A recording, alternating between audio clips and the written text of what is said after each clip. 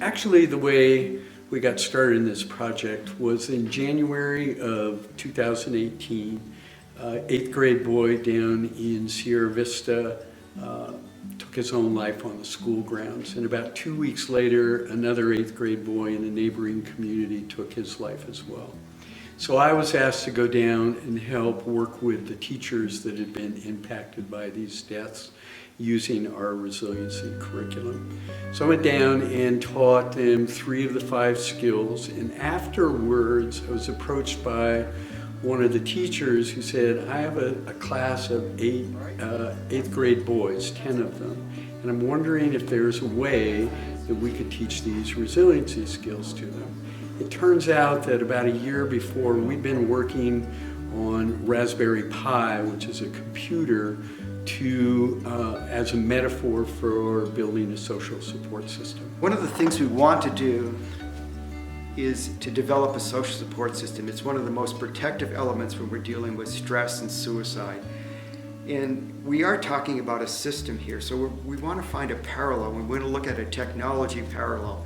And the technology we're going to be looking at is a device called the Raspberry Pi. It's this really neat little $35 computer that allows us to build a system. And the way we build a system is we add things like a keyboard and a mouse and a power supply. And each one of those elements has a role to play in making this computer work. And just like a social support system, these pieces come together to form a system that works.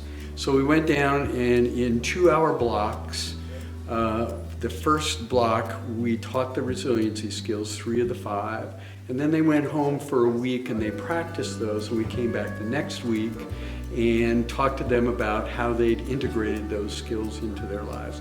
And one of the really cool things that we saw is they in fact had gone home, thought about it, and began to practice the skills. We have this tremendous metaphor insofar as looking at our social support system through a technology perspective.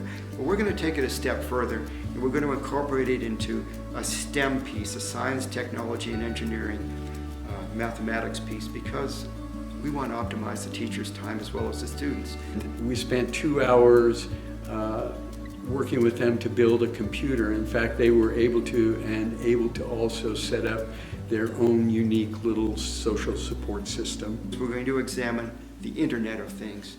In particular, we're going to focus on sending a message within our social support system that I'm thinking about you. What we found afterwards was that we tested them pre and post, they actually showed increases in their self-efficacy scores, or their belief in themselves.